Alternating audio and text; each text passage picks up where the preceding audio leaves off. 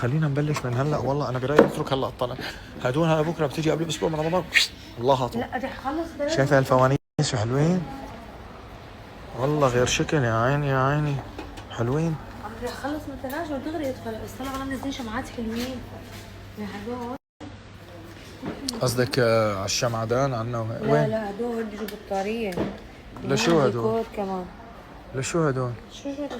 في كثير اشياء بنحطوا. قصدي لوين يعني؟ قصدي بدك يعني تعرفي؟ بيحطوا مثلا بغرفة النوم بالحمامات او هيك؟ بالحمام او على الطاولة تبعت طيب الصالون. شايفه في هون انت انا مش بتعرفي بحس هيك ندخل هيك خلينا بهي الالوان وهذا الشيء، لانه بس عم نروح هيك ما عم يطلعنا من فانوس هيك شكله بيجي هيك. عم بتنمو الصبح شي يمين شي يسار. ليش؟ مو بعرف والله كثير قوي.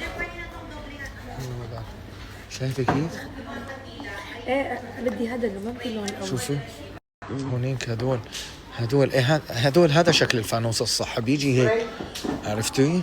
ما بدنا ندخل هيك اسود وما بعرف شو. لا هيك هدول فيهم احمر والله حلوين. والله شو شافت حماتي اللي هي حياتي. اللي تحت اوكي بيزبط، اللي فوق ايه. هلا عنا نحن خبرتكم مكان ما كانت محطوطه الشجره هون بدنا نعمل شيء تخص رمضان.